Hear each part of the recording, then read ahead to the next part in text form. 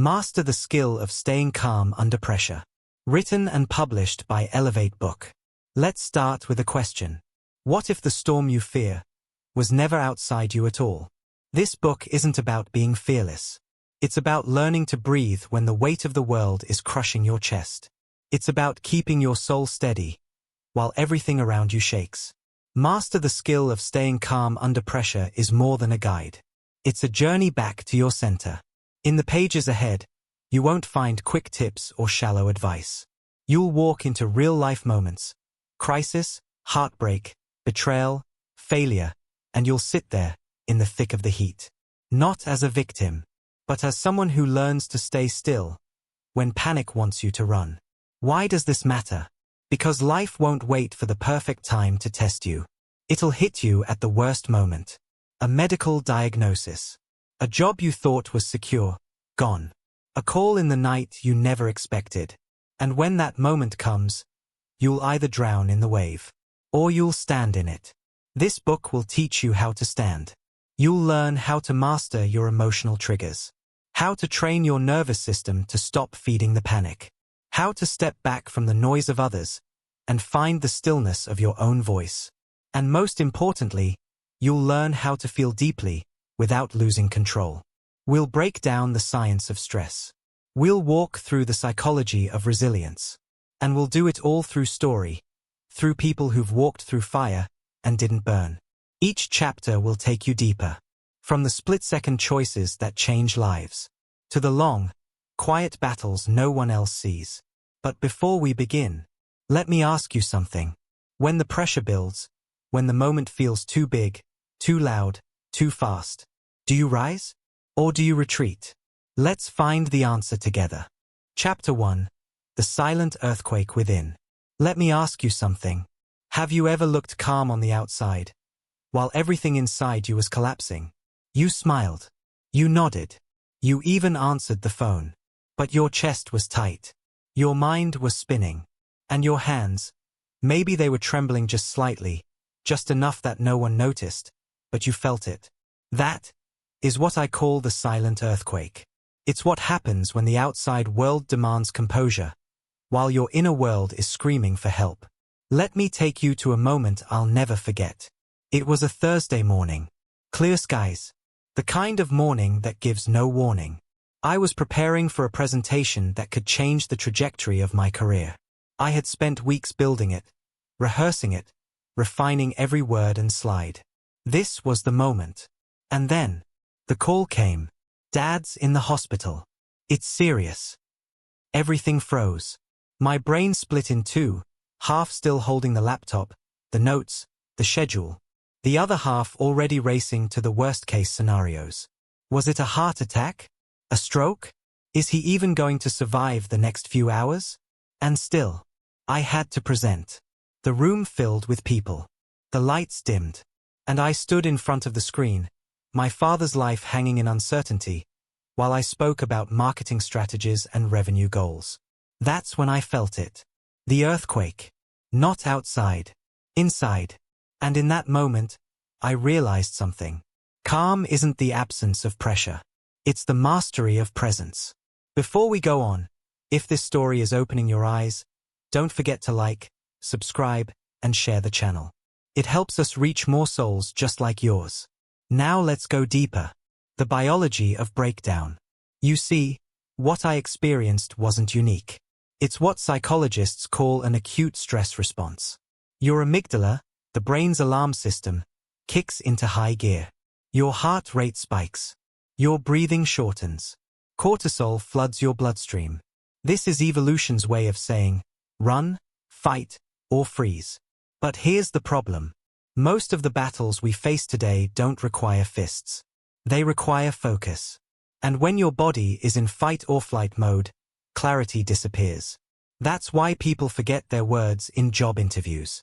Why voices shake during conflict. Why your memory blanks out when you're being tested. Your body is reacting to a tiger. But in reality, it's just an email. A deadline. A difficult conversation. Calm, true calm, is learning how to rewire that ancient response. Not by denying emotion, but by reclaiming command over your nervous system. A surgeon's breath. There's a reason surgeons practice breathing techniques. Imagine standing over someone's open chest, their heart exposed. One wrong move, and their life could end. In that moment, panic has no place. So what do? They breathe. Slow, controlled, intentional. Not because they aren't afraid, but because they've trained themselves to be present in the middle of pressure. Here's the truth. You don't need a crisis to learn this skill. You can train calm, just like a surgeon does. Through repetition. Through presence. Through breath. The 3-second window. There's a space, tiny, but powerful, between what happens to you and how you react. That space is called the 3-second window. Let's say someone insults you. Your boss criticizes your work. You get unexpected bad news. Most people react immediately. Snap. Defend. Break down. But if you can pause, just for 3 seconds, you activate a different part of your brain. The prefrontal cortex, the part that controls reason, empathy, long-term decision-making. Those 3 seconds, they can change your life. You go from reacting to responding. From automatic panic to conscious calm. So how do you build that space? Let me walk you through it. The grounding ritual. When you feel the earthquake inside, do this. Anchor your breath. Inhale for 4 seconds, hold for 4, exhale for 6. This slows your heart rate and tells your brain, you're safe. Name what you feel. Say it out loud or in your head. Fear. Overwhelm. Grief. Naming the emotion reduces its power. Connect to your body. Feel your feet on the ground. Wiggle your fingers. Place your hand over your chest. This brings your awareness back to the present, where calm can be built. And most importantly, remind yourself, this is a moment, not a lifetime. The storm will pass. You're still here. You are still you. Let's pause for a moment. Can you remember a time when you lost control and later realized the situation didn't deserve it? That's not weakness. That's a nervous system crying out for training. And this book? It's the gym. Mid-chapter reminder. If this message is helping you breathe a little easier, take a moment to like, subscribe, and share the channel. Someone out there is drowning in stress, and your share could be the lifeline. Chapter 2. The Armor of Awareness. What's the first thing you reach for when you feel under attack? Some people grab anger. Some grab silence. Others run toward distraction. Food, noise, work, anything to escape. But what if the first thing you reached for was awareness? Let me paint a picture. Imagine walking through a battlefield, but you can't see your enemy. You're being hit from all directions, but you have no idea what's attacking you. That's what pressure feels like when we move through life without awareness. You feel drained, irritable, anxious, but you don't know why. You react sharply to a loved one, overthink a simple email, or spiral over something someone said hours ago. All because you didn't see it coming. Awareness is your armor. It's what allows you to anticipate the blow before it lands. And here's where we begin. The enemy you can't see. There's a psychological concept called emotional hijacking. Coined by Daniel Goleman, it describes what happens when your amygdala, the brain's fear center, takes control before your rational mind can respond. In those moments, you're not acting from your full intelligence. You're acting from survival. Ever walked away from a conversation and thought, why did I say that? Or lost your cool in a meeting and felt regret wash over you later? That's emotional hijacking in action. But there's a way to stop it before it starts. And that way is awareness. Let me tell you about Marcus. Marcus was a firefighter. 20 years on the job. He'd seen everything. Buildings engulfed in flames, people screaming, lives hanging by a thread. But he told me something I'll never forget. The most dangerous moment, he said, is not when the fire is blazing. It's the 5 seconds before I walk in. Because that's when fear whispers loudest. What if you can't save them? What if you're not strong enough? I've learned, he said, to listen, not to believe. Marcus trained himself to become aware of his fear, without letting it take the wheel. And that is a skill we all need. Before we dive deeper, if this message is resonating, don't forget to like, subscribe, and share the channel. Your support helps this reach someone who needs it. Tracking the triggers. Awareness starts with recognizing your patterns. Ask yourself, what situations always push your buttons? What words from others set you off? What thoughts begin the spiral? These are your triggers. And until you identify them, they'll control you. There's a method I teach called the trigger journal. Here's how it works. Every time you feel emotionally flooded, angry, anxious, frozen, write down what happened, what you felt, what you thought, how you reacted, what you needed instead. Over time, you'll start seeing the same patterns, and awareness will turn chaos into clarity. The mirror moment. Let me ask you something. When was the last time you really looked at yourself? Not just in the mirror, but inward. So many of us are strangers to ourselves. We know what others expect. We know what we should do. But do we know why we do what we do? There's power in pausing, in turning inward, in saying, I'm feeling tight in my chest. That means I'm holding something I need to release. Here's the truth. Most of your reactions aren't about the moment you're in. They're echoes from moments long ago. A raised voice might remind you of a parent. A rejection might pull you back to that middle school humiliation. A delay might trigger that childhood fear of being left behind. When you're aware of those echoes, you no longer mistake them for truth. You realize, this isn't about now. This is about then. And suddenly, the present becomes clearer, safer, yours. Mid-chapter reminder. If this is helping you understand yourself more deeply, now's a good time to like, subscribe, and share the channel. You never know whose inner storm your click might calm. Building the practice of daily awareness. Awareness isn't a switch you flip. It's a muscle. And like any muscle, it needs training.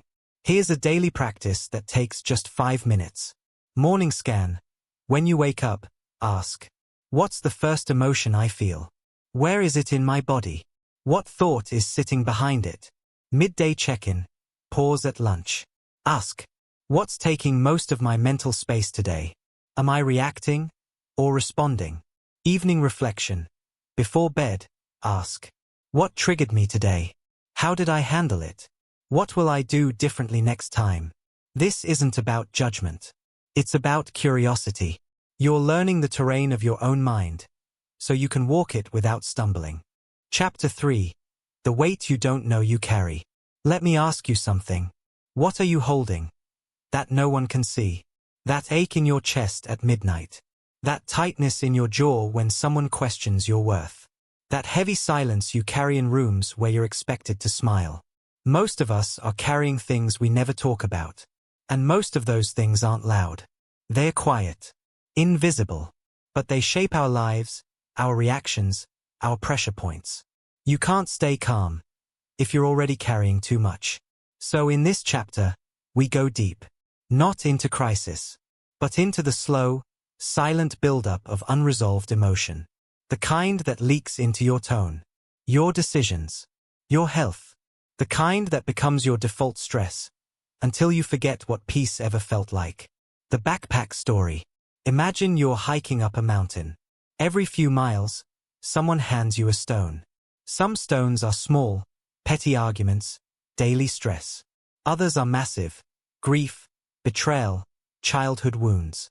You don't question it. You just keep putting them in your backpack. Eventually, the climb feels impossible. Not because the path changed, but because you've been carrying too much for too long. That's what life does when we don't process what we feel. We accumulate. Emotionally, mentally, physically. And then we wonder why we break under pressure. It's not the moment. It's the weight we brought into it. The science of suppression. You've probably heard this phrase, just move on. But here's what neuroscience says. When you suppress an emotion, your brain doesn't forget it. It stores it in your limbic system, the same area that processes stress, memory, and survival. That unresolved emotion becomes a low-level stress signal. It wears down your immune system, disrupts your sleep, and keeps your body in a semi-permanent state of fight or flight. Over time, that adds up. You become more reactive, less focused, more anxious in situations that shouldn't feel threatening. And you don't even know why. Here's the truth. Unprocessed pain becomes background noise. And you can't access calm until you turn it down. Before we go on, if this chapter is helping you name the hidden weight you carry, take a moment to like, subscribe, and share the channel. There's someone out there right now who doesn't even know they're drowning. You can help them rise. The quiet breakdown. Let me tell you about Dana. On paper, she was thriving. Corporate executive. Rising star. On every list of people to watch. But at home? She couldn't sleep. She snapped at her kids. She cried in her car before work, and didn't know why. One day, during a routine wellness check, her doctor said something simple. Your blood pressure's too high. You need to rest. Dana laughed. Rest? There was no time. But that night, something broke. Not loudly. She didn't scream or collapse. She just sat in silence and felt everything she had been ignoring for 10 years. The miscarriage. The divorce. The childhood where love had to be earned. I didn't know I was carrying so much, she told me. I thought I had let it all go, but I had only locked it in a room I never opened. That day, Dana started therapy. She started breathing again. Really breathing. And for the first time in her adult life, she felt light. Not because life got easier, but because she got emptier of what didn't belong. That's the power of emotional release. Let's pause for a moment. What have you been holding? What emotion keeps coming up? No matter how often you push it down. Write it down. Say it out loud. Give it a name. Because when you name the weight, it starts to lose its grip. The release ritual. Here's a method used in trauma recovery and emotional regulation. Sit quietly. Close your eyes. Breathe slowly. Scan your body. Where do you feel tightness? Where do you feel numb? Ask the sensation what it wants to say. This might sound strange, but your body holds emotion when your mind avoids it. Let it speak. It might say, I'm still angry about what they did. I miss who I used to be. I'm afraid they'll leave. Write it out. Not for others. For yourself. Burn the page. Or bury it. Or keep it. But symbolically, give it a place to leave your body. The act of expression is not weakness. It's survival. Mid-chapter reminder. This might be the first time someone's given you permission to feel your stress instead of fight it. If this speaks to you, don't forget to like, subscribe, and share. There's healing in connection. The body remembers. Stress isn't just mental. It's physical. Trauma researchers like Dr. Bessel van der Kolk have shown how unresolved emotional pain lives in the body. Tension in your neck? Might be unspoken words. Tight hips? Could be repressed grief. Back pain? Maybe it's the weight of being responsible for everyone but yourself. This isn't New Age thinking. It's somatic science. Your body remembers what your mind wants to forget. That's why yoga, breathwork, EMDR, even massage, can release tears. Because the body is finally speaking. And when it does, you listen. You breathe. You release. Chapter 4. The pressure that isn't yours. Let me ask you something. How much of your stress is actually someone else's? The expectation to always say yes. The guilt when you choose rest over responsibility. The weight of being the strong one, the reliable one, the fixer. Sound familiar? Here's the truth. Many of us are drowning in a sea of pressure. But the waves we're fighting didn't come from our own storms. They came from other people's demands. Other people's chaos. Other people's inability to carry their own weight. And somewhere along the way, we forgot that we get to choose what we carry. That's where boundaries begin. And without them, calm becomes impossible. The invisible load. Imagine a child carrying a backpack. Except this one isn't filled with books. It's filled with unmet expectations. Parents who argued too much. Friends who always needed saving. Bosses who piled on more and more, because you never said no. The backpack grows. But the child never takes it off. They become an adult, still carrying it. Still saying yes when they want to say no. Still apologizing for things they didn't cause. Still confusing self-worth with self-sacrifice. Eventually, the pressure breaks them. Not from one big moment, but from the thousand silent compromises they made, just to keep the peace. But what about your peace? Before we go on, if this chapter is already giving you clarity, take a second to like, subscribe, and share the channel. Someone out there is still carrying what's not theirs. Maybe this helps them let go. What are boundaries? Really? Boundaries aren't walls to keep people out. They are filters. To keep your peace in. They're not selfish. They are survival. Dr. Brené Brown defines boundaries simply. What's okay, and what's not okay. That's it. You get to decide what drains you. What enters your mental space. What you're available for. Without guilt. Without apology. Let me tell you about Jordan. Jordan was the go-to guy at work. Need a late-night fix? Call Jordan. Last-minute meeting? Jordan will cover. Team emergency? Jordan's got it. He wore it like a badge of honor. Until one day, after staying late for the 6th time that week, he got in his car and cried. He wasn't sad. He wasn't angry. He was empty. His kindness had become currency. And everyone kept collecting, while he had nothing left. When he finally said no to a weekend call, his boss responded, "You've changed." But Jordan hadn't changed. He had finally remembered who he was before he became responsible for everyone else's emergencies. That was the day Jordan built his first real boundary. And that was the first night he slept through the night in years. The guilt trap. Let's pause for a moment. What stops you from setting boundaries? For most, the answer is simple. Guilt. We fear being selfish. We fear disappointing others. We fear rejection. But here's the paradox. Every time you say yes to something that depletes you, you say no to the part of you that needs healing. And here's what's more dangerous. People who benefit from your lack of boundaries will always call your boundaries a betrayal. But that doesn't make them wrong. It makes them necessary. The energy budget. Think of your emotional energy like money in a bank. You have a set amount each day. Every conversation, every task, every act of emotional labor costs you something. If you're constantly in the red, overdrawn, overwhelmed, it's not because you're weak. It's because you've been spending your energy where it's not being replenished. A healthy boundary is simply saying, I cannot afford to give my energy to this today. And that is not selfish. That is wise stewardship of your peace. Mid-chapter reminder. If you're starting to feel empowered to protect your space, your energy, your peace, pause now and like, subscribe, and share the channel. Help someone else build their first boundary today. How to set a boundary without burning a bridge. Here's a 3-step method, rooted in emotional intelligence. Clarity over apology. Instead of "I'm sorry, I just can't," say, "This isn't something I can take on right now." Offer without overgiving.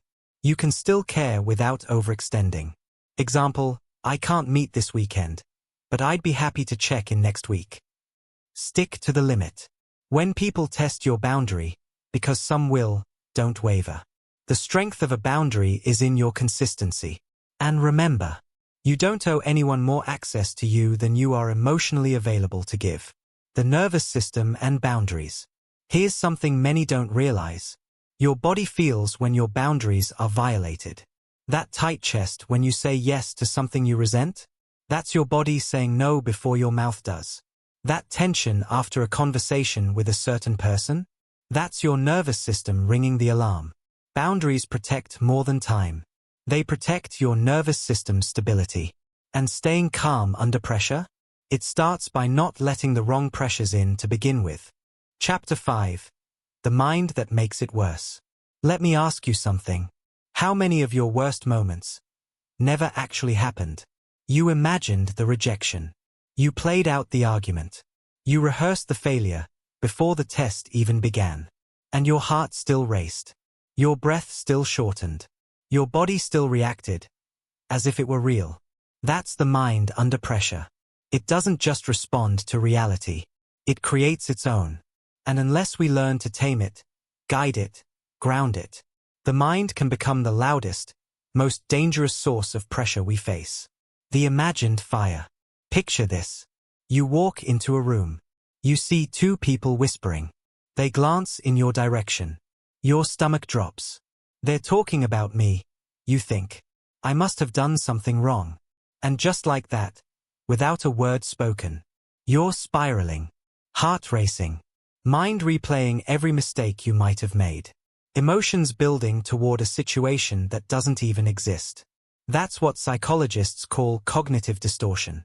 It's when your brain interprets neutral events through the lens of fear, shame, or past trauma. And under pressure, these distortions multiply. Because stress makes the mind go into survival mode. And survival mode is not concerned with truth. It's concerned with protection. Even if it means lying to you about the danger. Before we go on, if you've ever battled with your own thoughts under pressure, take a second to like, subscribe, and share this channel. You are not alone, and someone else needs to hear this truth today. The 5 lies of a pressured mind. If I don't worry, I'm not prepared. Truth. Worry is not preparation. It's emotional rehearsal for something that might never happen. They're upset because of me. Truth. You are not responsible for every emotion someone else feels. Especially if they never told you why. One mistake means I failed. Truth. One moment does not define your worth.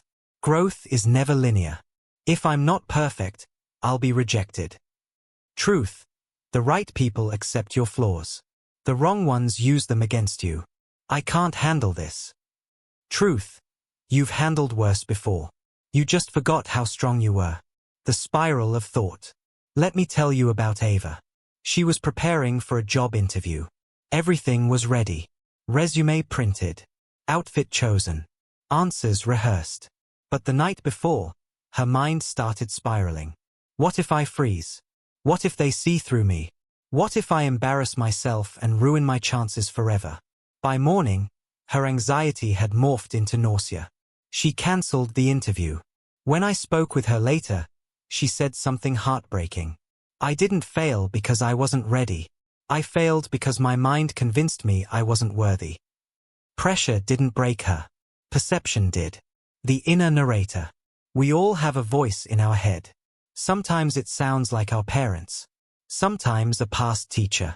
Sometimes it's our own voice, echoing with doubt. That voice is your inner narrator. And most of the time, it's been shaped by fear. Here's the key. You don't have to silence it. You just have to challenge it. Mid-chapter reminder. If you're starting to notice how your mind creates more pressure than the world itself, pause here and like, subscribe, and share the channel. The mind is loud, but healing makes it quieter. The cognitive reframe. Reframing is a powerful psychological tool. It doesn't erase your thoughts. It reshapes them. Here's how it works. Catch the distortion. Ask, is this fact or fear? Name the thought. Example, I'm catastrophizing. I'm assuming the worst. Replace it with truth. Instead of, this will go horribly. Say, this might be hard, but I can handle hard things. Speak it aloud. Truth spoken out loud becomes stronger than the lie whispered in fear. Over time, you teach your brain a new way to think. And with it, a new way to feel. Let me pause and ask you, when was the last time you believed a thought that made your heart race? Did you ever stop to ask, is it true? Because most of our stress doesn't come from what's happening. It comes from what we tell ourselves about what's happening. Calm begins when truth re-enters the conversation. The breathing brain. There's a fascinating link between breath and thought. When your breathing becomes shallow, fast, erratic, your brain shifts into survival mode. Thoughts become more negative. Reactions become more impulsive. Calm disappears. But when you regulate your breath, you send a signal. We're okay. There is no tiger. There is no fire. We are safe. And your brain follows suit. This is why breathwork isn't just spiritual. It's biological. It's neurological. It's essential for mental clarity under pressure. Chapter 6. The people who disrupt your peace. Let me ask you something. Who in your life makes your body tense? Before they even say a word. You know the feeling. A name lights up on your phone, and your chest tightens. They walk into the room, and your energy shifts. They speak, and it feels like your boundaries shrink, your heart rate climbs, and your calm evaporates. This is not imagination. It's your nervous system speaking. Some people don't raise your stress. They are your stress. And recognizing that, it's not judgment. It's clarity. The emotional environment. You don't just live in places. You live in emotional environments. Your family, your friendships, your workplace. And just like polluted air makes it hard to breathe, toxic emotional environments make it impossible to stay calm. The human nervous system is relational. We regulate through connection. Which means, calm is contagious. But so is chaos.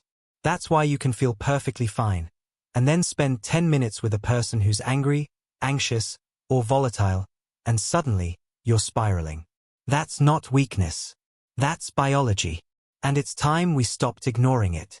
Before we go on, if this chapter is opening your eyes to the real impact people have on your peace, pause for a moment.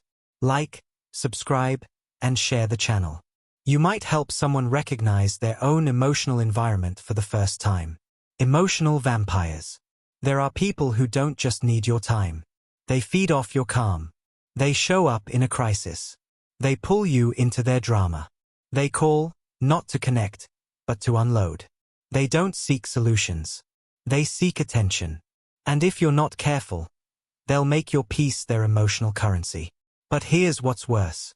If you grew up being the fixer, the listener, the rescuer, you might not even notice it happening. You've normalized emotional depletion. But the cost? Is your calm. And eventually, your identity. Let me tell you about Erin. Erin was the glue in her family.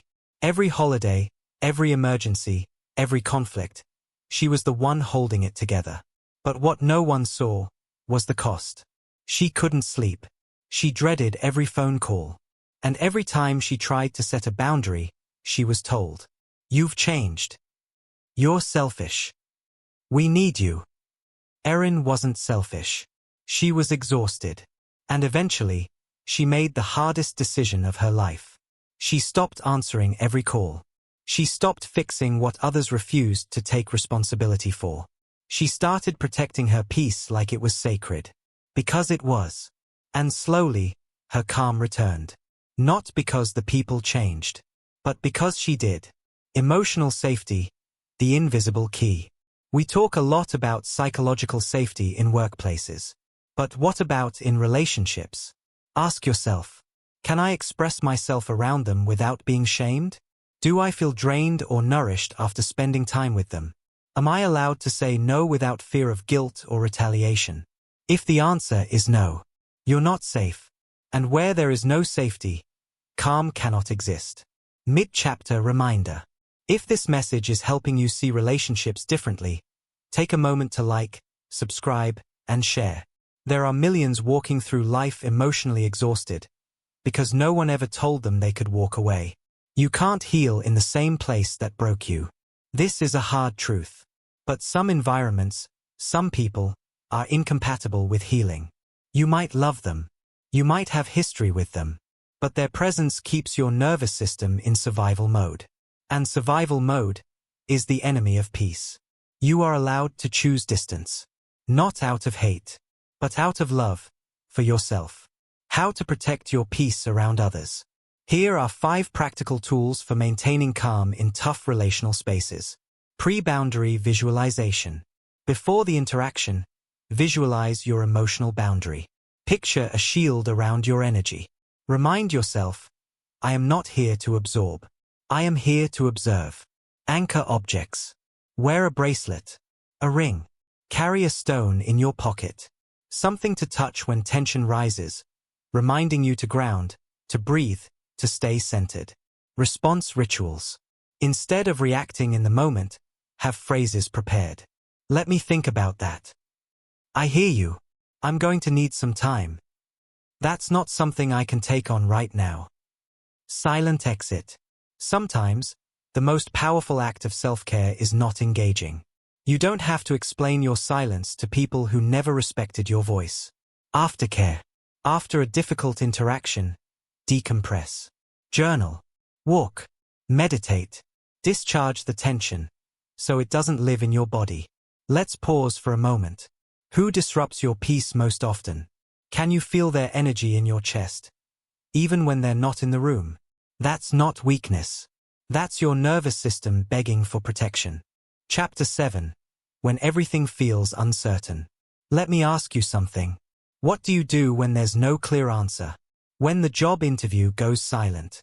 When the test results haven't come back? When the relationship hangs in the air, not ending, not healing? You wait. You wonder. You try to predict the outcome before it arrives. But here's what happens in the mind during uncertainty. We don't just fear what could go wrong. We start to live like it already has. And that constant anticipation, that never-ending search for clarity, it steals your calm. Not because something is wrong, but because your brain can't handle not knowing. The human brain hates the unknown. Your brain is wired for prediction. It's a survival instinct, designed to keep you safe.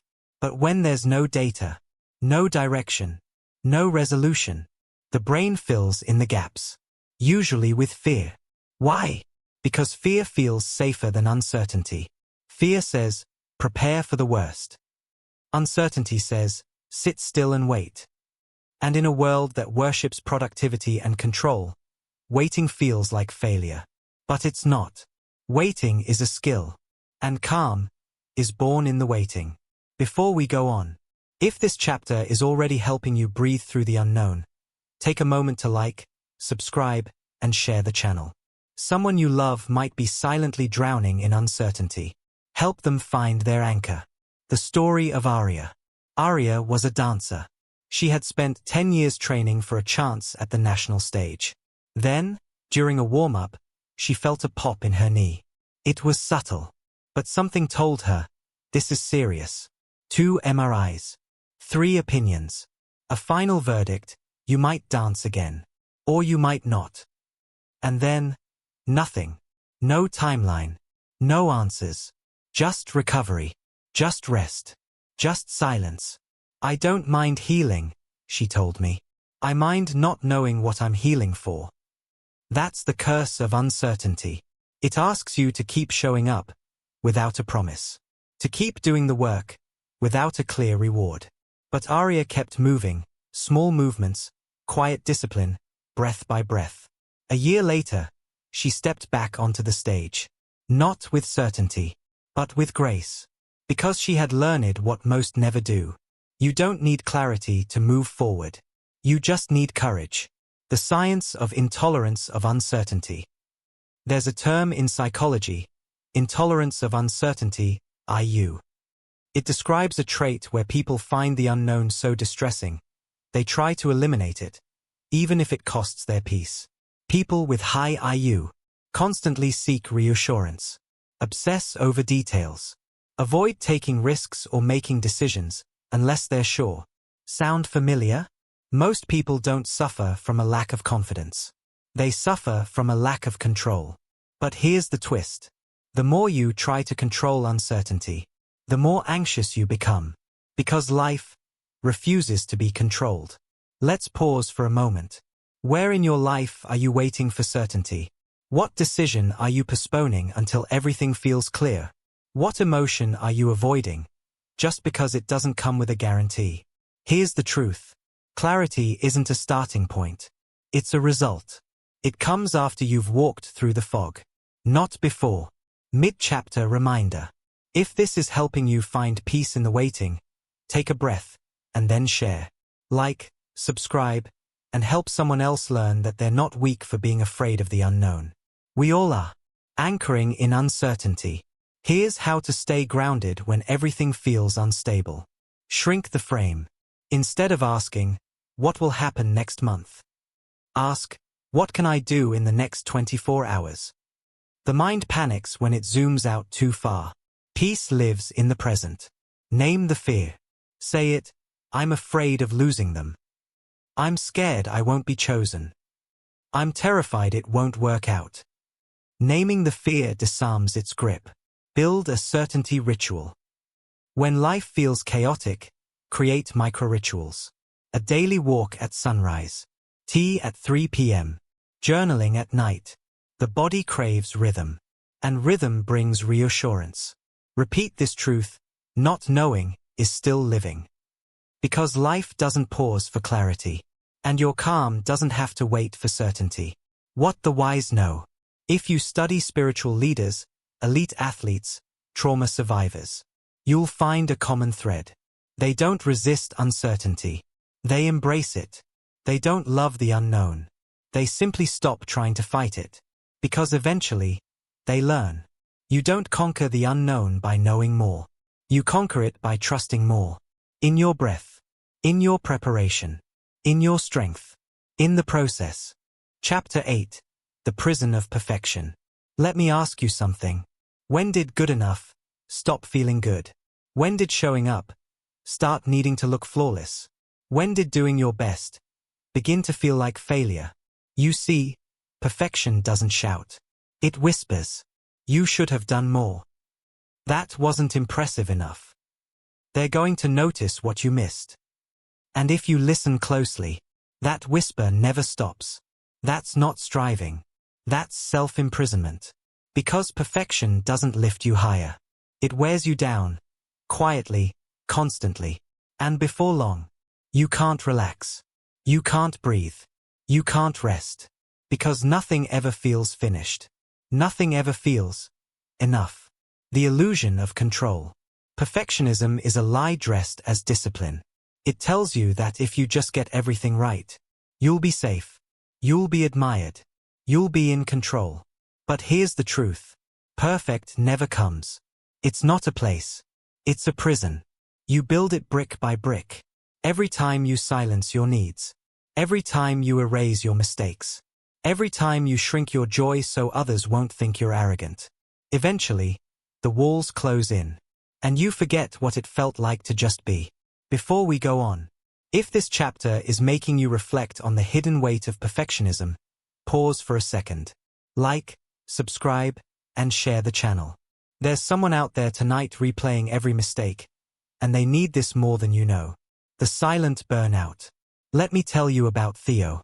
Theo was exceptional. Straight A's. Top of his class. Meticulously organized. Everyone praised him for being on top of it all. But at night, he lay awake, replaying every conversation. Did I sound confident enough? Did I say too much? Did I say too little? He'd redo work that was already done. Apologize for things no one noticed. Push himself past exhaustion, just to avoid feeling like a fraud. One day, his body forced a stop. A panic attack in the middle of the grocery store. Shaking hands. Blurry vision. His heart pounding like it was about to break his chest. It wasn't weakness. It was burnout. Not from work, but from performing perfection every waking moment. The root of the pressure. Perfectionism doesn't start with ego. It starts with fear. Fear of being judged. Fear of being rejected. Fear of being seen, fully, flaws and all. Somewhere in your life, you were taught. Mistakes mean failure. Vulnerability means weakness. Being loved means being impressive. And so, you performed. And performed. Until the performance replaced the person. But here's the truth. You weren't born to be perfect. You were born to be real. Let's pause for a moment. What would happen if you allowed yourself to be almost right? What if you showed up unfinished, unfiltered, unpolished, and let people love you anyway? What if you gave yourself permission to rest before everything was complete? Because peace doesn't live in perfection. It lives in permission. Mid-chapter reminder. If you're learning to release the pressure of being perfect, share that journey. Like, subscribe, and pass this message along. So many are silently breaking under the weight of should have been better. How perfectionism hijacks calm. It delays peace. You tell yourself, I'll relax when it's perfect. But that moment never comes. It replaces progress with paralysis.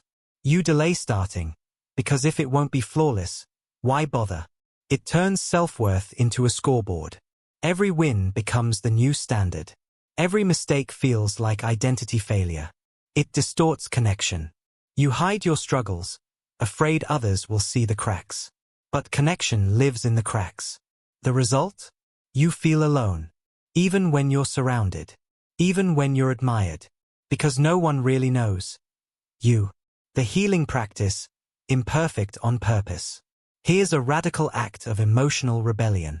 Do something imperfect, on purpose. Send the message without editing it 3 times. Wear the outfit that's comfortable, not curated. Take the photo, even if your hair's not camera ready. Let your home be a little messy. Let your laugh be a little too loud. And when the discomfort rises, breathe through it. Remind yourself, I am not here to be flawless. I am here to be free. The body knows the truth. You may not say it out loud, but your body carries the truth of your perfectionism. That tension in your shoulders? That's the weight of don't mess this up. That exhaustion in your bones? That's from holding it together all day. That tight throat? That's from swallowing your needs so you can appear composed. Let your body speak. Then let it rest. Because healing begins where pretending ends. Chapter 9. The Power of Doing Nothing. Let me ask you something. When was the last time you sat in silence and didn't feel guilty? No phone, no tasks, no distractions. Just you, breathing, being.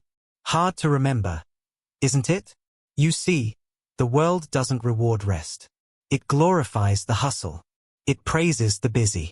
It equates stillness with laziness and rest with weakness. But here's the paradox. The more you chase productivity to feel in control, the more control you lose. Because your nervous system wasn't built to sprint forever. It was built for rhythm, action, and recovery, effort, and stillness. Without recovery, you don't get stronger. You break. And in this chapter, we reclaim your right to stop, without shame. The noise of modern life. We live in a culture that's allergic to quiet. Every silence is filled. Every pause, interrupted. Notifications, deadlines, demands. Even rest is now performance. Self-care has become another task. Yoga classes to squeeze in. Meditation apps with streaks to maintain. But healing isn't just what you do. Sometimes, it's what you don't. Before we go on, if this chapter is challenging how you think about rest, pause for a breath. Then like, subscribe, and share the channel. There's someone out there trying to earn peace through productivity, and this might help them stop chasing and start healing. The science of stillness. In neuroscience, there's a powerful concept called the default mode network, DMN. It's the part of your brain that activates when you're doing nothing, no tasks, no problem solving, no input. And here's what it does. Processes emotions, consolidates memories, connects thoughts to form insight, integrates experience for deeper understanding. In other words, stillness isn't emptiness. It's integration. It's the brain cleaning house. Without it, you don't just feel busy. You feel lost. You forget who you are beneath the noise. The story of Liam. Liam was a tech entrepreneur. Young, driven, always moving. His calendar looked like a puzzle. Every hour packed, optimized, scheduled. He wore his exhaustion like a medal. Until one day, he forgot his laptop at home. No meetings. No work. No distractions. Just silence. He told me, at first, I panicked. I felt useless. But then something strange happened. He noticed the way the sunlight hit the trees. He heard birds he'd never noticed. He remembered something kind his mother said 10 years ago. It all came flooding back. Not because he worked harder, but because he finally stopped. Let's pause for a moment. What if the calm you're chasing isn't something you need to build, but something you need to return to? What if you didn't need to do more, but do less? And what if doing nothing is actually doing everything? Mid-chapter reminder. If this chapter is helping you breathe slower, feel deeper, and slow down, like, subscribe, and share. There's healing in stopping, and someone else needs that permission. 2. The fear of stillness. Let's be honest. Most of us avoid stillness, not because we don't have time, but because we're afraid of what might surface in the quiet. Grief, loneliness, doubt, truth. Noise is a distraction. But silence? Silence is a mirror. And not everyone's ready to look. But if you're brave enough, stillness can become your sanctuary. The practice, intentional nothing. Here's how to reconnect with the power of stillness. Schedule sacred silence. 10 minutes a day. No phone. No music. No agenda. Just sit. Let the mind settle.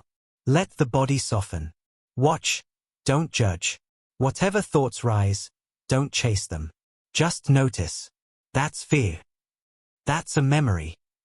That's a desire. No need to fix. Just observe. Let the body speak. Stillness reveals tension you didn't know was there. Feel it. Breathe into it. Let it unwind.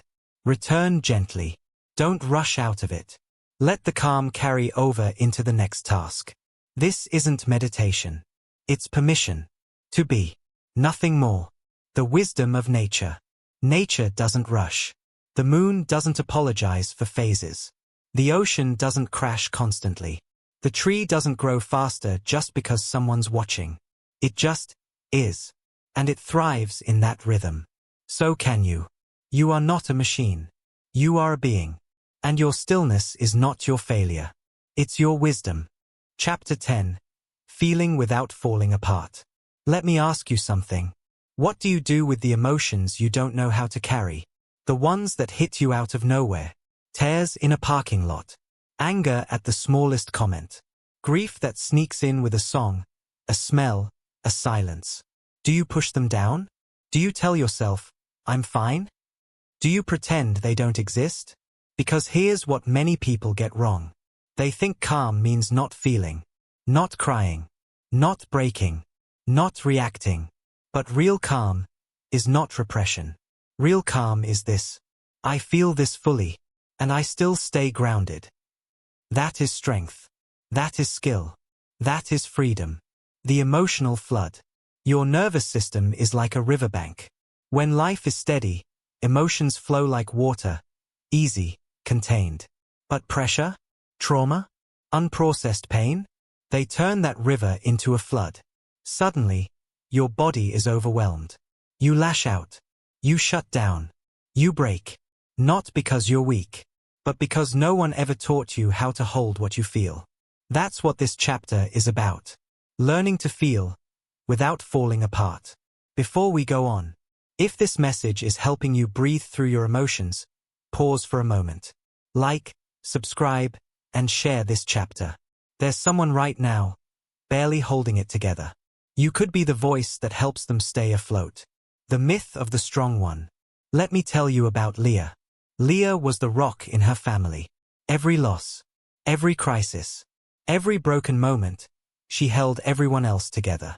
And inside, she was falling apart. But she didn't show it. Because somewhere along the way, she had learned. Tears make others uncomfortable. Anger means you're out of control. Grief means you're not grateful. So she swallowed it. Until the weight became too much. One night, after another I'm fine, she collapsed on her kitchen floor. Not from a single event, but from the years of holding in what her heart desperately needed to release. That night, Leah cried, for the first time in years. And not because she was falling apart, but because she was finally falling into herself. The physiology of emotion. Here's something science tells us. An emotion, when felt without resistance, lasts about 90 seconds. That's it. What makes it last longer? The story we attach to it. The shame we feel about it. The resistance to letting it move through us. Emotions are energy in motion. When you suppress them, they stagnate. When you express them, they flow.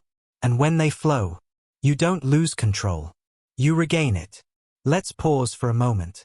What emotion have you been avoiding? What feeling keeps returning, asking to be felt? Sit with it. Name it. Breathe into it. You don't have to fix it. You just have to feel it. Mid-chapter reminder. If this is reminding you that emotions aren't the enemy, silence is. Take a moment to like, subscribe, and share. There's courage in feeling. And someone else needs permission, just like you. The grounded feeling method. Here's how to feel deeply, without being consumed. Notice the sensation. Not the story, just the body. Tight chest? Numb hands? Heat in the face? Feel it. Don't label it. Name the emotion. Sadness. Anger. Shame. Fear. Call it what it is. Speak it gently. I feel angry, and that's okay. I feel overwhelmed, and I'm still safe. Move with it. Emotion is physical. Dance. Stretch. Cry. Shake. Let it move through your body. Return to center. After it flows, anchor again. Place your hand on your heart. Whisper, I am here. I am whole. I am okay. This isn't emotional indulgence. It's emotional mastery. Why we fear feeling. Most of us weren't taught how to feel. We were taught how to hide. Stop crying. Be strong. Get over it. And so, when emotions rise, especially under pressure, we think, this is weakness. But here's the truth. Feeling doesn't break you. Ignoring it does. Emotions are not the enemy of calm. They are the gateway to it. What the calm ones know. If you've ever met someone truly calm, not numb, not passive, but deeply present, you'll notice something. They don't avoid hard feelings. They welcome them. They don't rush to solve pain. They sit with it. They've learned that storms pass. And that what remains is strength. Because calm isn't built by avoiding the wave. It's built by learning how to surf it. Chapter 11. The War with Time. Let me ask you something. Do you ever feel like you're running, but never arriving? Like the moment you finish one thing, a dozen more take its place? You try to slow down, but something inside won't let you. There's always something to do. Somewhere to be. Something to fix. It's like you're racing a clock that never stops ticking. And even when you sit down, you're not resting. You're calculating. What did I forget? What's next? What's overdue? This is the war with time. And most people are losing it. Not because they don't have enough hours, but because they never learned how to exist outside of urgency. The pressure of the clock. We've been taught that time is money. That success means speed. That faster is better. And so we race. We measure our worth in how much we produce, how quickly we reply, how early we rise. But here's the thing. Urgency is not a personality trait. It's a trauma response. It's the nervous system stuck in survival mode, believing that rest is dangerous, that slowing down means you'll fall behind, that peace is for later. But later never comes. Because time, when weaponized, becomes a cage. And calm can't breathe in a cage. Before we go on, if you feel like your life is constantly lived on a timer, take a deep breath. Then like, subscribe, and share the channel. Someone you love is running themselves into the ground. Let's remind them. Slowing down is not giving up. The story of Malik. Malik was a high-achieving executive. From the outside, he had it all: success, status, structure. But inside, his mind was never still. He'd wake up at 4 a.m., answering emails in bed. Lunch breaks became meetings. Even vacations turned into catch-up time. He wasn't afraid of failing. He was afraid of pausing. Because if he paused, he'd feel it all. The emptiness. The pressure. The fear of not being enough without the schedule. Until one day, during a meeting, his vision blurred. Chest tight. Head spinning. The doctor's words were simple. You're not sick. You're burned out. That night, Malik cancelled 3 weeks of meetings. Not to escape, but to remember. That life is not a deadline. It's a moment. And calm only lives in the now. The illusion of falling behind. Let's pause for a moment. Who told you there was a finish line? Who convinced you that if you're not married by 30, if your business isn't booming by 40, if you're not constantly improving, You're behind? There is no universal clock. You are not late. You are not slow. You are right on time, for your life. The war with time ends when you stop fighting someone else's schedule. Mid-chapter reminder. If this message is helping you loosen your grip on time, now's a good moment to like, subscribe, and share. The clock may keep ticking, but your spirit doesn't have to live by its pressure. Redefining time through presence. Here's what neuroscience and mindfulness agree on. Time is experienced through perception. When you're anxious, time rushes. When you're present, time expands. So the key to calm is not in changing your schedule. It's in changing your state. Try this. Single task ritual. Do one thing, just one. No background noise. No checking your phone. Make tea. Fold laundry. Write. Breathe through the entire process. Interrupt urgency with stillness. Set a timer. Every 90 minutes. Pause. Look out the window. Stretch. Ask, where am I rushing? Trade control for trust. Not everything must be done now. Say it with me. Some things can wait. And I can still be okay. Urgency versus importance.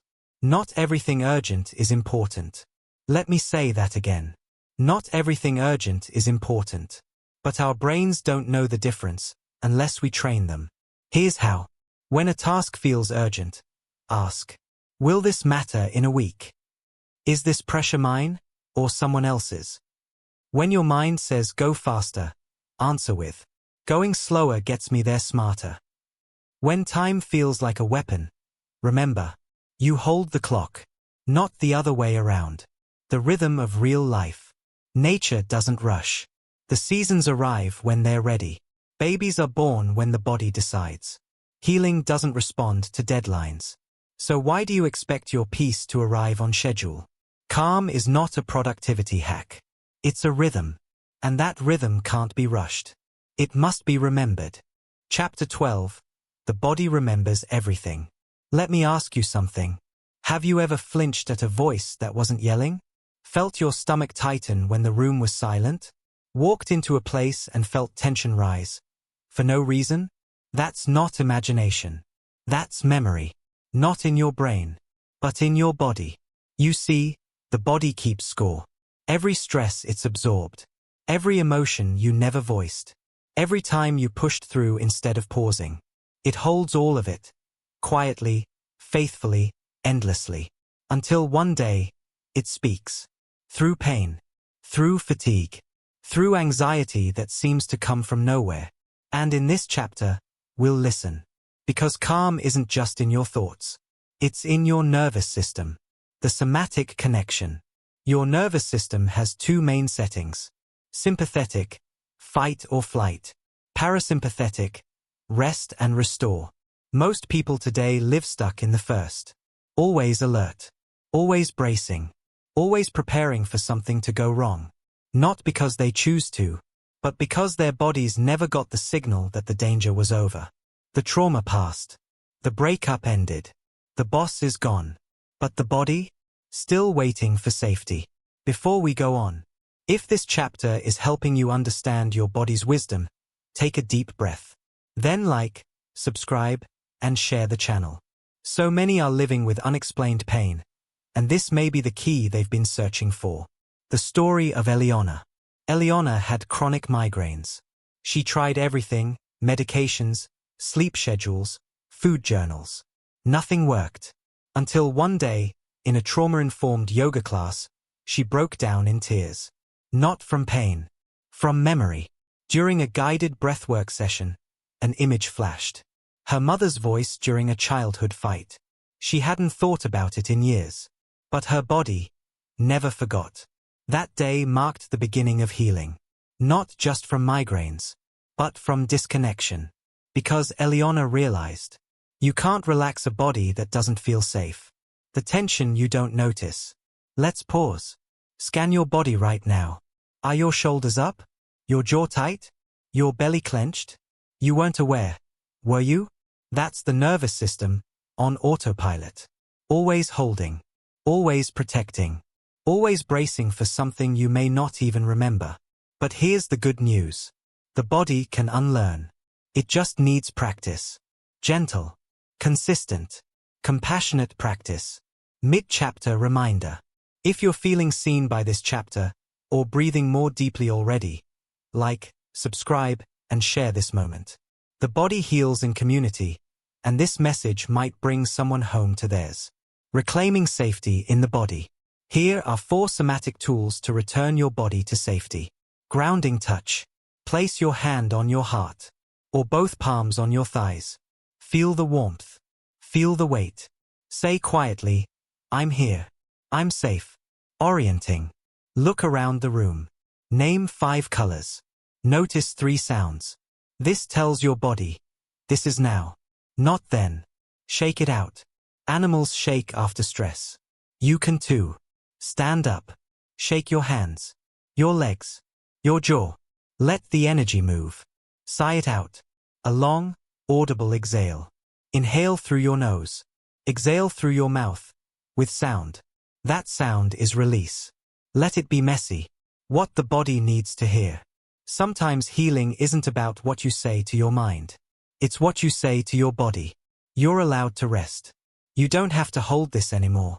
It wasn't your fault. You're not in danger. I'm here now. I've got you. Say it out loud. Say it often. Say it until the body believes it. Because healing is repetition. And calm is trust rebuilt. Let's pause for a moment. Can you remember the first time your body told you something was wrong? Before your mind understood? A stomachache when someone entered the room. A headache every Sunday before work. A panic attack that made no sense. That was your body asking for attention. And now, you're finally listening. Chapter 13. The Comparison Trap. Let me ask you something. How many times have you felt fine, until you saw someone else doing better? They posted a picture. They shared a win. They announced something new. And suddenly, your chest tightened. Not because you weren't proud of them, but because something inside whispered, you're behind. That's comparison. It doesn't always scream. It doesn't always hate. Sometimes, it just hurts. Because it convinces you that your life, your journey, your timing, isn't enough. And in those moments, calm disappears. Replaced by envy, inadequacy, and quiet self-doubt. The spotlight effect. We live in the age of the highlight reel. Scroll after scroll, image after image. Success, beauty, milestones, vacations. But what you're seeing, it's not real life. It's a curated version, filtered, polished, cropped. And yet, your brain compares that highlight to your behind the scenes. You compare their smiles to your sadness, their progress to your pause, their clarity to your confusion. And suddenly, you feel small, invisible, late. But here's the truth. You're not late. You're just looking sideways. Before we go on, if this chapter is helping you break free from the constant comparison, take a deep breath. Then like, subscribe, and share. Someone out there is questioning their worth because of what they see. You might help them come back to who they are. The story of Jonah. Jonah was an artist. Talented. Original. Honest. But he couldn't bring himself to share his work. I scroll through Instagram, he said, and all I see are masterpieces. I don't think mine is good enough. So he stopped painting. Not because he didn't love it, but because someone else's art made him question his own. One day, his little niece found an old sketch of his. She gasped, "Did you make this?" He nodded. She whispered, "It makes me feel calm inside." That was the moment Jonah realized. His art didn't need to impress millions. It just needed to reach one. And maybe, that one was him. The psychology of comparison. In psychology, there's something called social comparison theory. It explains that we evaluate ourselves based on how we measure up to others. There are 2 types. Upward comparison, comparing yourself to someone you think is better. Downward comparison, comparing yourself to someone worse off to feel better. Both are traps, because they attach your self-worth to someone else's story. And as long as your peace depends on them, you'll never truly own it. Let's pause for a moment. What's one area of your life where you constantly compare? Your career? Your body? Your relationship? Your progress? Now ask yourself, who told you you're supposed to be there by now? What timeline are you following? Because if it's not yours, it's not truth. Mid-chapter reminder. If you're realizing that comparison has been stealing your calm, now's a good time to like, subscribe, and share. You're not alone. The more we talk about this, the more we set each other free. How to escape the comparison trap. Here's a practice I teach called Return to Your Lane. Interrupt the scroll. When you feel comparison rising, stop. Close the app. Step away. Breathe. Ask this question. What is this moment asking from me? Not what they're doing. Not what they've achieved. What is mine to focus on? Celebrate. Don't compete. Instead of shrinking in someone else's light, celebrate them. Out loud, if you can. Because celebration expands your capacity for joy in your own life. Create before you consume. Before scrolling, create something. Write. Sketch. Meditate. Move. Your energy is sacred. Let you shape your state, not their feed. Track your own growth. Start a self-timeline. Not based on age. Based on lessons learned, boundaries set, healing done. That's the only real comparison that matters. What you don't see. Let me remind you. Behind every perfect post is a private pain. Behind every highlight is a hidden cost. Behind every overnight success are years you didn't witness. No one is as perfect as they appear. No one is as confident as they post. No one is without fear, doubt, or chaos. And knowing that frees you, because you stop chasing someone else's illusion and start trusting your own truth. Chapter 14. The Voice Inside. Let me ask you something. If someone else spoke to you the way you speak to yourself, would you call it love? Would you feel safe? Would you feel seen? Because for most people, the voice inside is not kind. It's not patient. And it's definitely not calm. It's critical, demanding, relentless. And the worst part? You don't even notice it anymore. Because that voice has become normal. But what's normal isn't always healthy. The inner critic. That voice. It started early. You're too much. You're not enough. Don't mess it up. Why can't you be more like them? Maybe it sounded like a parent, a teacher, a bully, a culture that made you shrink. And over time, you didn't just hear the voice. You became it. Until now, you don't need anyone else to pressure you. You do it yourself. In your head. All day. And that's why calm feels so far away. Because even in silence, you're being shouted at inside. Before we go on, if you've been living with a harsh inner voice, and you're ready to change the script, pause for a second. Like, subscribe, and share this chapter. Someone out there needs help turning down their inner war. The story of Darius. Darius was a perfectionist. But not for praise. He was terrified of failure. I wake up already behind, he said. And by the time I go to sleep, I've convinced myself I didn't do enough. His inner voice? A drill sergeant. Nothing was ever enough. Rest was laziness. Compassion was weakness.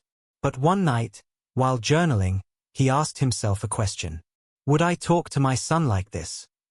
He cried. Because he wouldn't. He'd encourage him. Remind him he's growing. Tell him he's already loved. That moment changed everything. Because Darius didn't need another plan. He needed a new voice. The psychology of self-talk. Your inner voice shapes your emotions. Self-criticism increases anxiety and depression. Performance. Negative self-talk decreases focus, creativity, and confidence. Resilience. Harshness doesn't toughen you, it breaks you. Here's the truth. You can't punish yourself into peace. You can't shame yourself into strength. You can't hate yourself into healing. But you can speak yourself into softness. And that softness creates space for calm. Let's pause for a moment. What does your inner voice sound like when you're under pressure? Is it gentle? Or aggressive? Supportive? or suspicious? What would it sound like if it came from love? Say it with me now. I'm doing my best. This is hard, and I'm still showing up. I'm allowed to learn. I'm allowed to rest. I'm allowed to be human. Say it again. Say it like you mean it. Mid-chapter reminder. If this chapter is softening your inner world, now's the perfect time to like, subscribe, and share. There are too many people trying to heal with voices that are still hurting them. Rewriting the script. Here's how to shift your inner voice from critic to coach. Catch the critic. When your mind says, "That was stupid," pause. Ask, "Would I say this to someone I love?" Speak in second person. Say, "You're okay. You're allowed to rest. You did what you could." Speaking to yourself as if you are someone else creates distance and activates compassion. Use bridge statements. If "I love myself" feels too far, try, "I'm learning to be kinder. I'm trying to trust myself. I'm open to feeling safe inside." Name the origin. That voice? It's not yours. It was borrowed from someone who once made you feel small. Let it go. You don't owe them space in your head. The body's reaction to words. Here's what research shows. Positive self-talk reduces cortisol, the stress hormone. It slows heart rate, regulates breathing, calms the nervous system. Words don't just shape thoughts. They shape chemistry. So when you change how you speak to yourself, you don't just feel better. You physically become more calm. Let's try it together. Place a hand on your chest. Breathe in. Breathe out. Now whisper, "I forgive myself for being harsh. I welcome gentleness now. I am safe with myself." Feel the shift. Not in your head. In your heart. Chapter 15. The space around you shapes the calm within. Let me ask you something. What does your environment say about you? Not your personality. Your peace. When you walk into your home, your office, your car, do you feel a breath release? Or do your shoulders stay tense? Because here's what most people never realize. Your surroundings are talking to your nervous system. All the time. And if your space feels chaotic, you will, too. Calm is not just something you practice inside your mind. It's something you build around your body, the nervous system and the room you're in. Your brain is always scanning for safety. Every light, every color, every noise. Your body reacts to clutter like it reacts to a threat. It raises cortisol. It speeds your heartbeat. It sends the message, "You're not settled. You're not safe." Now multiply that by hours a day, every day, and you begin to see. Your environment isn't neutral. It's either helping you heal or keeping you on edge. Before we go on, if this chapter is helping you see your surroundings through a calmer lens, take a moment. Like, subscribe, and share the channel. Someone you love might be living in a space that's keeping them anxious, and they deserve better. The story of Mai. Mai lived in a small apartment. It was filled with memories, photos, gifts, stacks of books she never read. But it felt heavy. She couldn't explain why she always felt drained at home. Until one day, her therapist asked a simple question. "What in your space makes you feel free?" She looked around and didn't have an answer. So she started small. She cleared her nightstand, lit a candle, put away the things that reminded her of who she used to be, and made space for who she was becoming. And every change she made, her breath got slower. Her mind got quieter. Her home became a mirror of her healing. Let's pause for a moment. What's one item in your space that no longer belongs? Not because it's ugly, but because it's not you anymore. What's one object that carries guilt? One drawer that collects avoidance? One corner that holds too many shoulds? Start there. Peace isn't created in a weekend. It's created one shelf at a time. Mid-chapter reminder. If you're feeling inspired to reshape your space for peace, take a breath, and then click like, subscribe, and share. This message might spark someone's decision to clear out what no longer serves their calm. Designing peace into your space. Here's how to make your surroundings an anchor, not an enemy. Clear the clutter emotionally. Ask, does this item comfort me or control me? If it feels like pressure, guilt, or avoidance, thank it and let it go. Create a calm zone. One chair, one corner, one surface. Make it sacred. No work, no screens, just presence, just pause. Use soothing stimuli, soft lighting, warm colors, quiet music, natural textures. Your senses are the bridge to your nervous system. Make them allies. Breathe new energy in. Open a window. Let air move. Let light in. Peace needs circulation. Ritualize return. Choose a simple act every time you re-enter your space. Take off shoes slowly. Light a candle. Say aloud, this is my sanctuary. Repetition rewires the body. Ritual reminds the soul. Environmental triggers you don't notice. Some sources of stress are invisible. Flickering fluorescent lights. Loud, unfiltered noise. Harsh digital screens before bed. Constant reminders of unfinished tasks. You don't always see these things, but your body feels them. Your heart rate knows. Your breath rate knows. Your sleep cycle knows. So the next time you feel off, look around, not inward. The problem might be outside you. Let me ask you gently, do you feel safe in your own space? Not productive. Not efficient. Safe. Does your space let you rest? Does it welcome your breath? Does it hold your silence? Or does it demand? The answer matters more than you think, because the space around you shapes the calm within you. Chapter 16. Calm in the middle of conflict. Let me ask you something. What happens to your body when voices rise? Do your shoulders clench? Does your throat tighten? Do your thoughts speed up?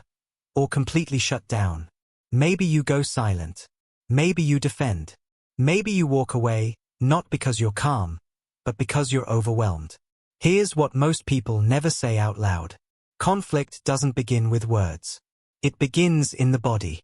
Long before the argument starts. Your nervous system is already reacting. Because most of us don't just fear conflict. We carry it from years ago. And that history shows up every time the volume turns up. The fight-freeze-fawn loop. When conflict triggers you, one of these nervous system responses kicks in. Fight. You get aggressive. Defensive. You raise your voice or posture. Flight. You want to run. End the conversation. Escape. Freeze. You shut down. Go blank. Say nothing. Feel nothing. Fawn. You people please. Agree to avoid tension. Abandon your truth. And here's the truth. None of these are wrong. They are protective. But protection doesn't always lead to peace. Sometimes, it keeps you stuck. Because staying calm in conflict doesn't mean avoiding it. It means knowing how to regulate yourself, even when someone else doesn't. Before we go on, if this chapter is already helping you breathe through the idea of conflict, take a moment. Like, subscribe, and share the channel. So many people avoid hard conversations, not because they're weak, but because they were never shown how to stay safe during them. The story of Karim. Karim grew up in a loud home. Disagreements turned into shouting matches. Anger meant danger. Silence meant something worse was coming. As an adult, every disagreement felt like a threat. Even healthy conversations triggered panic. One day, during a team meeting, someone challenged his idea. No yelling. No disrespect. Just feedback. But Karim couldn't breathe. His hands shook. He excused himself and sat alone in the stairwell, spiraling. That moment taught him something vital. Conflict doesn't have to be loud to feel unsafe. But it also taught him this. That his reactions weren't weakness. They were wisdom from a different time. And now, it was time to learn new skills. Let's pause for a moment. Think of the last conflict you had. What did your body do? Did you lash out? Shut down? Cry later, even though you said you were fine? That wasn't just the conversation. That was old wiring. And it can be rewired. Mid-chapter reminder. If you're learning how to stay grounded in conflict, not by controlling others, but by calming yourself, pause here and like, subscribe, and share. There's power in self-regulation, and someone you love might need this skill today. The art of regulation during conflict. Here's how to anchor yourself when tension rises. Ground the body first. Feel your feet. Press them into the floor. Wiggle your fingers. Grip the edge of a table. This brings you back to now. Breathe intentionally. Inhale for 4. Hold for 2. Exhale slowly for 6. This slows your heart rate and keeps your brain in the present. Name the emotion silently. I feel unsafe. I feel dismissed. I feel triggered. Naming reduces activation. Speak from calm, not from panic. Say, can we pause for a second? I want to respond, but I need a moment to settle. I'm here to understand, not to fight. Your tone matters more than your logic. Exit with respect if needed. Not every conversation can be healed in the moment. It's okay to say, I care about this, but I need space to stay grounded. Let's continue when I'm clearer. That's not avoidance. That's emotional maturity. The role of boundaries in conflict. Some people aren't ready for resolution. They want to be right. They want to control. They want to win. If someone refuses to meet you with respect, your calm becomes your boundary. You don't have to match their energy. You don't have to prove your point to someone who's committed to misunderstanding you. You can walk away with dignity, not defeat. Because peace is not found in being right. It's found in being regulated. Let's reframe the idea of conflict. Conflict doesn't mean chaos. It can be connection. It can be truth. It can be clarity. But only if you stay centered while it unfolds. The goal isn't to control the other person. The goal is to not lose yourself while standing beside them. Chapter 17. Practicing peace before the storm. Let me ask you something. Do you only pray when things go wrong? Only pause when you're already burned out? Only breathe deeply when anxiety has already taken over? That's how most people approach calm. They treat it like a fire extinguisher. Break it out after the panic starts. Hope it works. But calm doesn't begin in the crisis. It begins before. In the early morning silence. In the small choices. In the quiet repetitions that no one sees. Because here's the truth. You don't master calm when life is crashing down. You master it in the spaces where nothing is urgent. And you choose to train anyway. The power of pre-deciding. Let me tell you something powerful. In high-stress professions, firefighting, surgery, military, aviation, they don't wait until chaos to decide what to do. They rehearse. Again and again. So when the pressure hits, the body already knows how to respond. That's what calm under pressure is. It's not magic. It's muscle memory.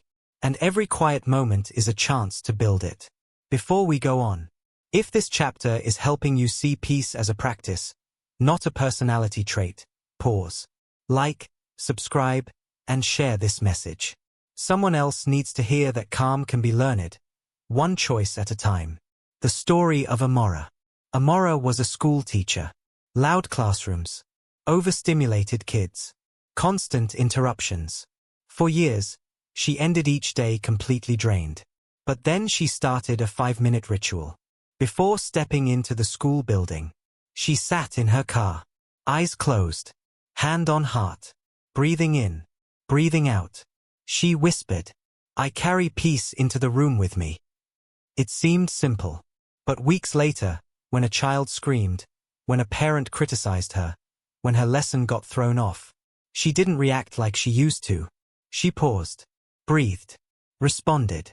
Because her nervous system was no longer starting from stress. It had been trained, in peace. Let's pause for a moment. What's one moment of your day that could become sacred? Waking up, boiling water, waiting in line, driving home. You don't need more time. You need more intention. Because 5 minutes of conscious breath will regulate you more than 5 hours of unconscious motion. Mid-chapter reminder. If you're beginning to see that calm is a daily decision, not a distant destination, take a moment to like, subscribe, and share. The world trains us to grind. Let's help each other train to breathe. Your daily calm practice. Here's a simple structure. 10 minutes or less. Morning anchor, 2 minutes. Before checking your phone, sit still. Place your hand over your chest or belly. Breathe in slowly. Say, "Today, I choose calm." Midday reset, 3 minutes. Between meetings, errands, or tasks, pause. Stand. Stretch. Shake out tension. Inhale through your nose, exhale through your mouth, 3 times. Whisper, "I release what I don't need to carry." Evening integration, 5 minutes. Sit with yourself. No screen. Ask, when did I feel calm today? When did I leave my body? What helped me return? End with gratitude for one moment that anchored you. Repeat. Daily. No perfection. Just practice. The body learns through repetition. You don't become calm through knowledge. You become calm through rehearsal. Over and over, you teach your nervous system. This breath is safe. This silence is sacred. This moment is mine. And over time, that training shows up when you need it most. Let me ask you gently, what would your life feel like if calm was no longer a reaction, but a baseline? If you didn't have to search for peace, because you carried it with you? It's possible. Not because life gets easier, but because you get steadier. Chapter 18. Becoming a safe space for others. Let me ask you something. Have you ever been around someone who made you feel safe, just by being there? They didn't have to say the right thing. They didn't have to fix you. They just made you feel grounded, seen, less alone. That's the power of presence. And that presence is a gift the world is starving for. You don't have to be a therapist, or a leader, or a healer. You just have to be regulated. Because when you can stay calm in the middle of someone else's storm, you offer them something they may have never known. Emotional safety. What is a safe nervous system? Your nervous system doesn't just regulate you. It co-regulates others. That's why babies calm when held. Why people cry when you listen without interrupting. Why just being near a calm person can help someone breathe again. When you're regulated, you don't panic when they panic. You don't rush to fix their sadness. You don't absorb their emotions. You anchor them. You become the shoreline, while they're learning how to swim. That's what it means to be a safe space. Not perfect. Present. Before we go on, if this chapter is helping you see calm as a service, not just a personal goal, take a second to like, subscribe, and share. This message might help someone become the safe presence they always wished they had. The story of Ben. Ben was a quiet man. He wasn't flashy, didn't speak much in meetings, didn't share big opinions. But people gravitated to him. When co-workers were overwhelmed, they came to Ben. When friends were in crisis, they called Ben. Not because he had all the answers, but because he didn't panic. He listened. He nodded. He breathed slowly, and others matched his rhythm. One day, a friend asked, "How do you stay so calm?" Ben smiled and said, "I stopped trying to save everyone, and started making them feel safe instead." That shift changed everything. Let's pause for a moment. Think of someone who's currently struggling. Not with facts, but with feeling. What would happen if you simply sat with them? No advice. No pep talk. Just presence. Sometimes the most healing words are, "I'm here. I see you. I'm not going anywhere." That is calm. That is power. That is love.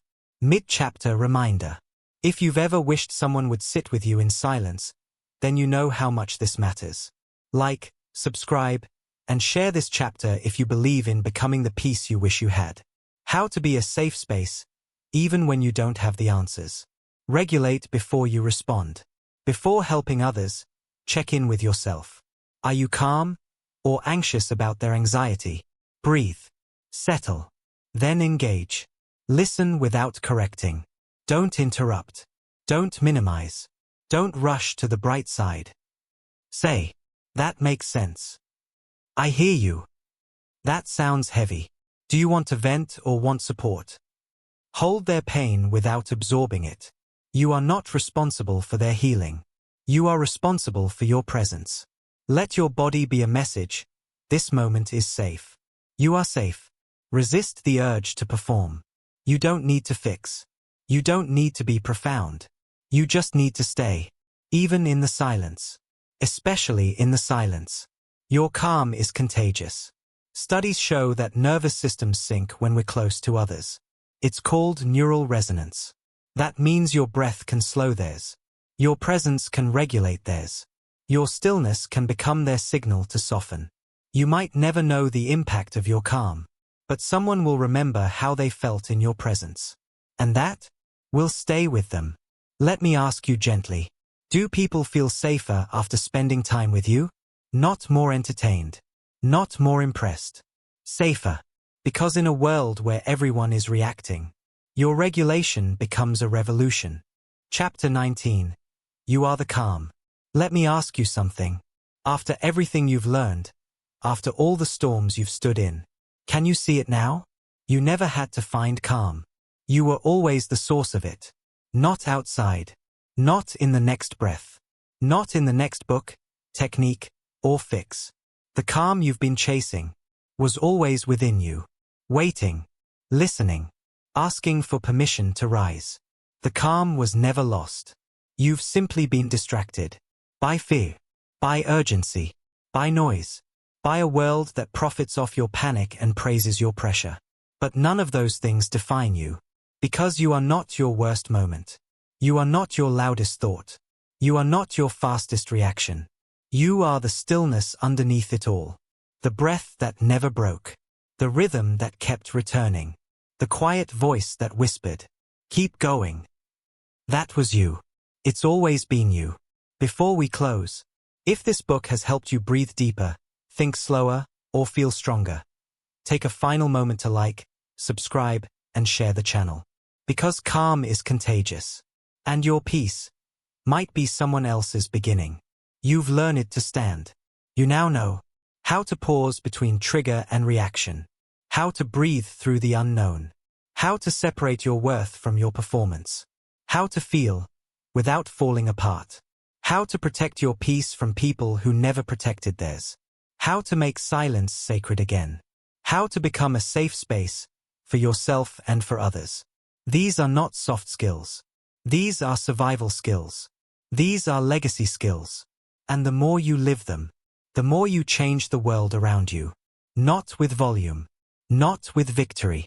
With vibration. Let's pause for the last time. Can you feel it? That quiet inside? That softness in your breath? That's not just a moment of calm. That's you. Unburdened. Unrushed. Unshaken. You are no longer reacting to the world. You are responding to life. And there is nothing more powerful than a human being who can stay rooted in themselves when everything else is spinning. You will forget sometimes. And that's okay. There will be moments when you rush again. Snap again. Shrink again. Don't shame yourself. Just return. To the breath. To the body. To the silence. To this sentence. I am the calm. Say it now. Say it gently. Say it as a reminder. Not to perform, but to remember.